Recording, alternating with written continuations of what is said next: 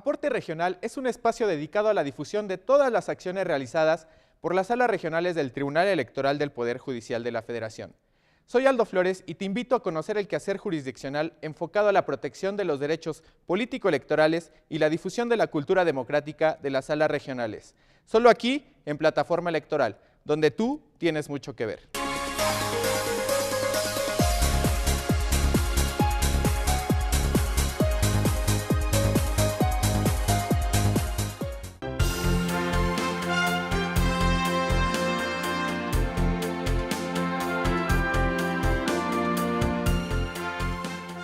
Hola, esto es Aporte Global, un espacio informativo creado en el Tribunal Electoral del Poder Judicial de la Federación, en donde nos enteraremos de sus actividades en el mundo.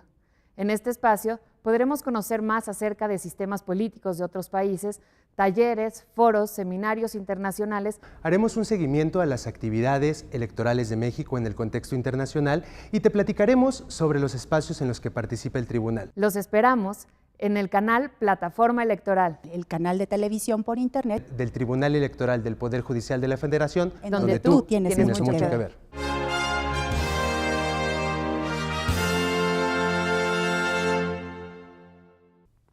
Hola, ¿qué tal? Soy Eduardo Alcalá y les doy la bienvenida a Aporte Global, el espacio informativo donde conocerás más sobre la labor del Tribunal Electoral del Poder Judicial de la Federación en el mundo. El Tribunal Electoral mantiene en cada acción su esfuerzo por buscar resultados que robustezcan los valores de la democracia y que sirvan de sustento para la protección de los derechos político-electorales de la ciudadanía mexicana.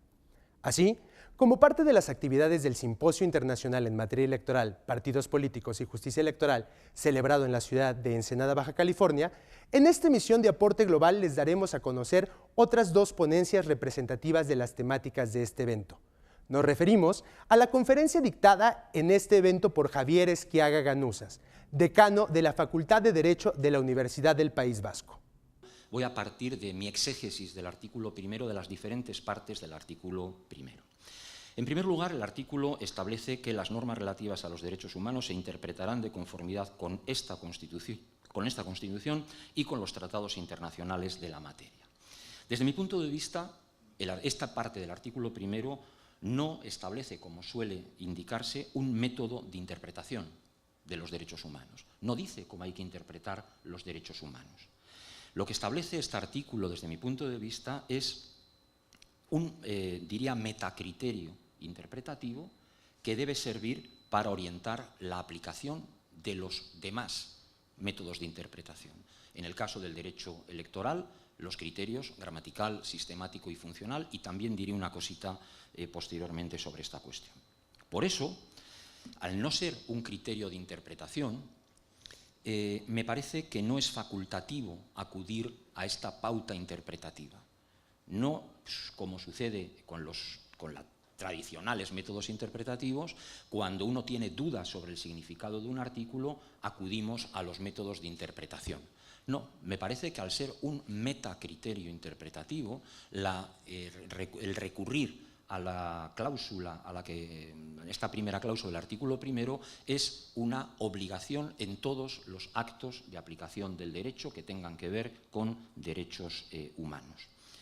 También, además de un metacriterio, me parece que es una directiva de selección entre diferentes significados. Es decir, a través de los criterios interpretativos que ustedes conocen perfectamente, gramatical, sistemático y funcional, por ceñirme al ámbito electoral, se establecerían diferentes significados, por ejemplo, de un artículo, de una disposición normativa, y esta cláusula del artículo primero lo que establecería es un criterio de selección, una directiva de selección entre los diferentes significados proporcionados por estas disposiciones normativas. Es decir, el significado conforme con los tratados internacionales frente al significado inconforme con los tratados internacionales. Claro, hablar de interpretación conforme plantea de nuevo muchísimas incógnitas y muchas dificultades. ¿Cuándo dos elementos, por ejemplo, dos normas jurídicas, son conformes o son inconformes? Al menos esta conformidad se puede establecer, puede ser de dos tipos. Como de una manera, de nuevo, débil, como una mera compatibilidad lógica como simple no contradicción, que sería lo mínimo. No, ¿va en contra de lo que dice el tratado? No, entonces es conforme, pero se puede también entender la interpretación conforme como una deducibilidad lógica, es decir, como una compatibilidad en cuanto a fines, en cuanto a medios, con la realidad social, por ejemplo. Mi opinión es que lo que establecen estas cláusulas, incluida la del artículo 1 constitucional, es una compatibilidad, es una conformidad en sentido fuerte, es decir, como una vía para la conformación de un sistema de derechos humanos en el que participen tanto los tratados internacionales como las constituciones de los países firmantes en esos tratados internacionales. También esta idea la recogeré un poquito más adelante. En mi opinión, esta directiva, por tanto, o esta interpretación conforme en sentido fuerte, como creación, como vía para la creación de un sistema, implica no solamente, por tanto, elegir el significado conforme frente al que no lo sea, sino obliga también a elegir el significado más conforme frente al menos conforme. Es decir, el significado de una disposición que en mayor medida realice los objetivos, principios, etcétera, en relación al derecho de que se trate. En segundo lugar, el artículo 1 dice favoreciendo en todo tiempo a las personas la protección más amplia. Creo que, igual que conocen ustedes muchos ejemplos en el ordenamiento jurídico mexicano en el que las leyes establecen un resultado interpretativo obligado, por ejemplo, prohibiendo la interpretación restrictiva o prohibiendo la interpretación extensiva, como pasa en el ámbito penal, creo que de algún modo el artículo 1 establece una cláusula de este tipo, de tal manera que se debe controlar, después de toda la operación interpretativa para aplicar la Constitución, los tratados, etcétera, creo que hay que realizar un último control para determinar que la norma que se está aplicando es la que en mayor medida garantiza los derechos, es la menos reduccionista en cuanto al disfrute del derecho. La importancia de aplicar la transparencia judicial electoral constituye un elemento básico para generar confianza entre la ciudadanía y garantizar la paz social. Las resoluciones de los impartidores de justicia electoral han sido grandes precursores de las reformas que hoy dan mayor claridad al alcance de los derechos en materia político-electoral. La mesa denominada Transparencia y Partidos Políticos del Simposio Internacional en Materia Electoral contó con la participación de Ronald Chacón, jefe del Departamento de Financiamiento de Partidos Políticos del Tribunal Supremo de Elecciones de Costa Rica. Escuchemos un fragmento de la misma. Mi país es, como bien lo saben ustedes, un país centroamericano, tiene una extensión que comparado con México tendríamos que usar de apenas 51.100 kilómetros cuadrados y una cantidad de habitantes de 4.8 millones. No obstante eso, Costa Rica representa probablemente, si no la más, una de las democracias más estables de toda Latinoamérica. Esto básicamente viene a estar respaldado por la realización desde 1949, fecha en que se promulga la Constitución política vigente de mi país, de 17 procesos electorales presidenciales y municipales, todos con resultados de absoluto respeto para con la institucionalidad democrática. Además, con un registro civil sumamente depurado que data de 1888. Mi país, es importante señalarlo, a pesar de su pequeño tamaño, tiene 55 partidos políticos inscritos. De esta significativa cantidad, 16 partidos se encuentran inscritos a escala nacional, 11 partidos están inscritos a escala provincial y 28 partidos a escala cantonal.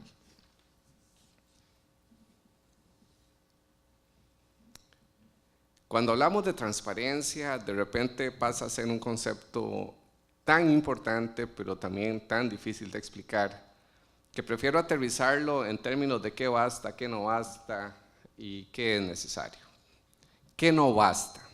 ¿Qué no basta para efectos de la transparencia? No basta definitivamente que los datos sean registrados por partidos políticos y sean recibidos por el órgano técnico que los analiza. Recientemente estuve en las elecciones regionales y municipales en Perú, las que tuvieron lugar el 5 de octubre recién pasado, y definitivamente de allí podemos precisar con ejemplos categóricos, pueden observarlo en la prensa a través de los medios tecnológicos, el hecho de que, por ejemplo, la alcaldesa, una de las candidatas a alcaldesa por uno de los partidos principales de Lima, que tiene 9 millones de habitantes, reporta ingresos y gastos por apenas una cuarta parte de lo que la Oficina Nacional de Procesos Electorales ha logrado determinar a la fecha. Estamos claros en que simplemente dar datos, registrarlos, no basta para tenerlos por buenos. Eso es definitivo, eso no basta. Hay controles de legalidad o verificaciones de legalidad desde el gabinete o verificaciones de gabinete que no alcanzan para tener precisión y brindarle a la ciudadanía una garantía razonable de qué está sucediendo y qué está fluyendo a través de las estructuras partidarias, que por supuesto son actores fundamentales de todo sistema democrático. ¿Qué es necesario? Es necesario que la información llegue a la prensa. Es necesario que la información llegue a la ciudadanía de manera sencilla y oportuna. Hay algo de lo que estoy convencido. El control de las finanzas partidarias nos compete absolutamente a la totalidad de los ciudadanos de cualquier nación. Eso es un hecho definitivo. Un proceso de fiscalización de finanzas partidarias es apenas, como diría Kevin Casas, secretario de Asuntos Políticos de la OEA, una limitación del daño.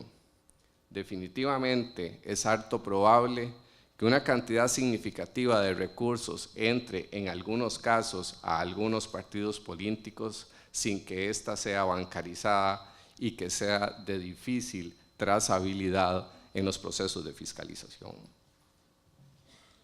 En este sentido, además, deberíamos brincar a una situación en la que la etapa de auditoría prevalezca.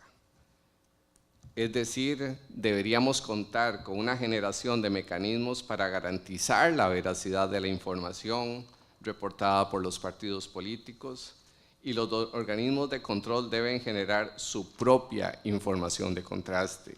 Es aquí donde no podemos estar solos, es aquí donde las alianzas con las diferentes instancias de cada país, como lo que corresponde a la parte tributaria, como lo que corresponde a la parte de control de drogas, como lo que corresponde a la parte de inteligencia financiera, viene a adquirir dimensiones realmente fundamentales para un control, repito, que esa limitación del daño sea lo mayor posible.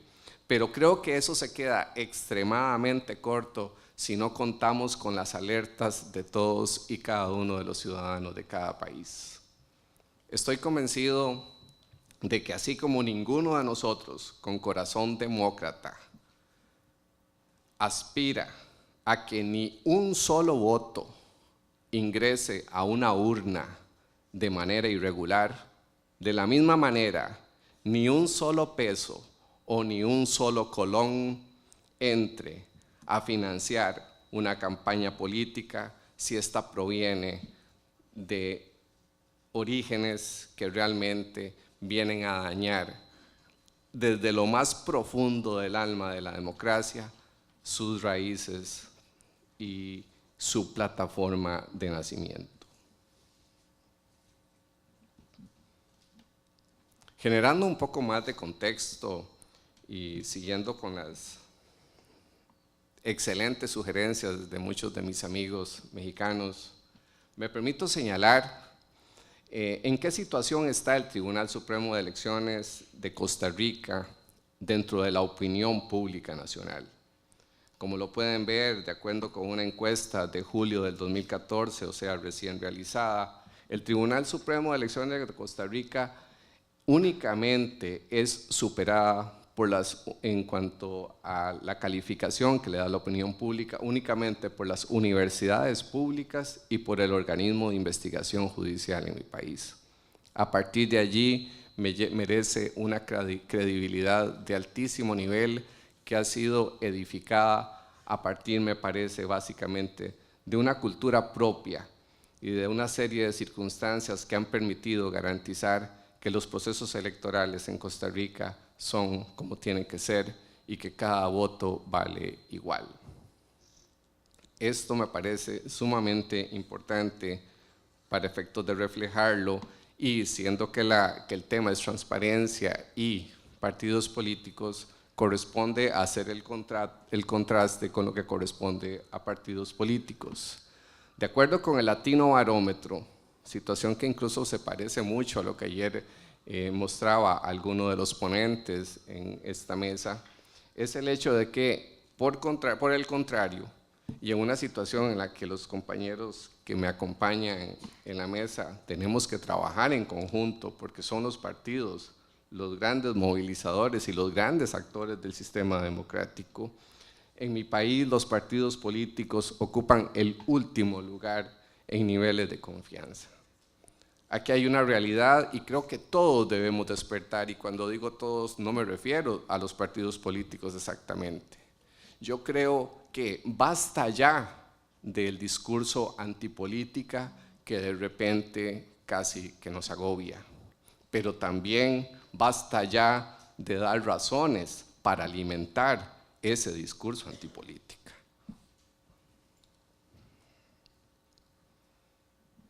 Les quiero contar lo que ha venido sucediendo en mi país del 2009 a la fecha, y digo el 2009 como punto de quiebra, a ver, como punto de inflexión en la historia de lo que tiene que ver el financiamiento de las finanzas partidarias en mi país.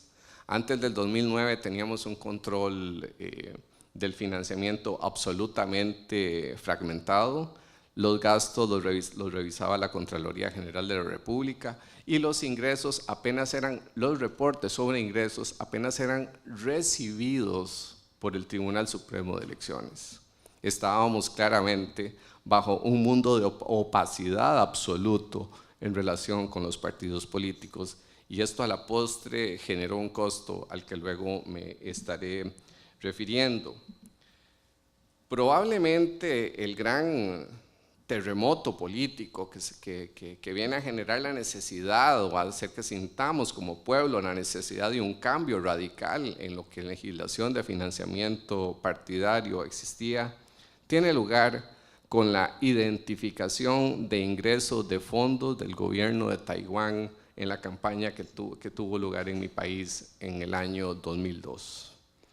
Y fondos que además se logró probar ingresaron a los dos partidos más fuertes y que en ese momento disputaban la presidencia de la República. El resultado de este hallazgo fue impunidad, impunidad y más impunidad. Y creo que eso es lo que no se puede permitir Costa Rica, y creo que eso es lo que no se puede permitir Latinoamérica entera.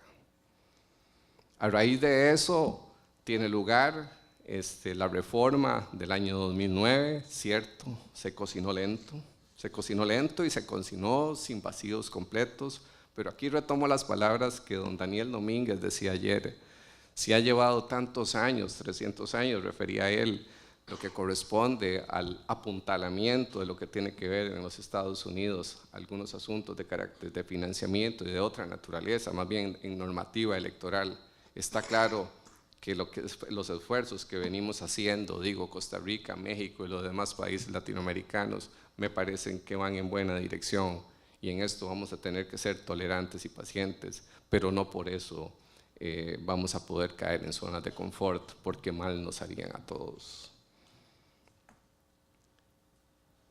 A partir del año 2009, se dan una serie de facultades al Tribunal Supremo de Elecciones, de Costa Rica y se concentra en esta institución lo que tiene que ver con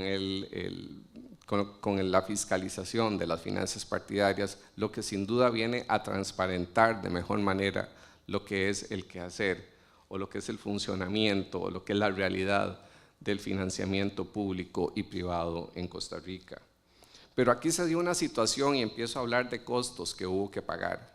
Recuerde que hablé de un traslado, de un periodo de transición entre una caja bastante opaca y una caja razonablemente transparente, que por supuesto estamos obligados a transparentarla aún más.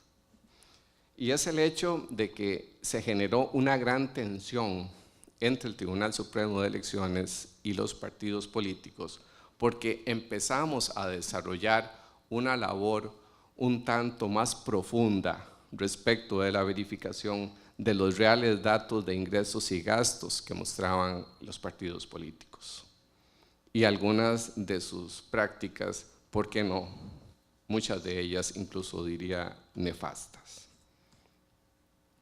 Ante esta situación, y para hacer una suerte de metáfora, me parece que lo que hicimos fue poner un espejo frente a cada partido político. Pero lo curioso fue que al partido político no le gustó lo que estaba viendo. Al partido político no le gustó lo que estaba viendo, pero le echó la culpa al Tribunal Supremo de Elecciones de lo que estaba viendo. En ningún momento asumió una posición de mejoramiento continuo, no, sino fue más fácil señalar al Tribunal Supremo de Elecciones como el órgano que le estaba diciendo las cosas que no le gustaban.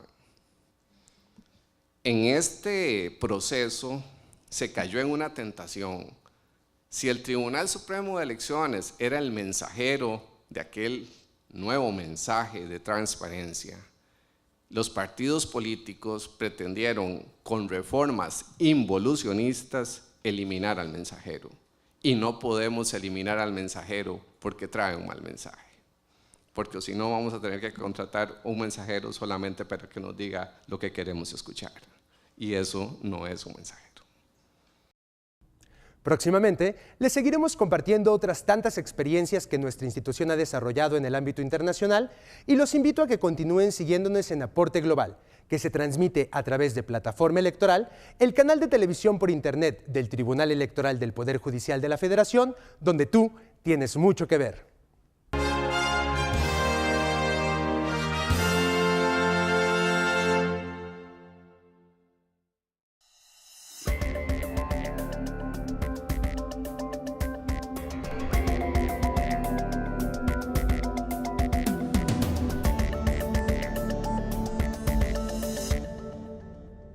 La democracia es cuestión de todos los días y de todos los ciudadanos, de grandes y pequeñas decisiones. En el Tribunal Electoral trabajamos para que tu voz sea respetada. Resolvemos a favor de la igualdad política entre mujeres y hombres. Defendemos las decisiones que toman, con autonomía, los pueblos y comunidades indígenas. Nuestras sentencias garantizan el respeto a tus derechos político-electorales, consolidan nuestra democracia. Tribunal Electoral del Poder Judicial de la Federación. Tú tomas la decisión. Nosotros la protegemos. En el Tribunal Electoral protegemos los derechos político-electorales de las y los mexicanos. En los últimos 3 años atendimos más de 60,000 asuntos, 8 de cada 10 interpuestos por ciudadanos, y en este año resueltos en apenas 11 días. Trabajamos por la igualdad entre mujeres y hombres y por la autonomía de los pueblos y comunidades indígenas. Somos referencia para tribunales locales y extranjeros. Tribunal Electoral del Poder Judicial de la Federación. Tú tomas la decisión, nosotros la protegemos.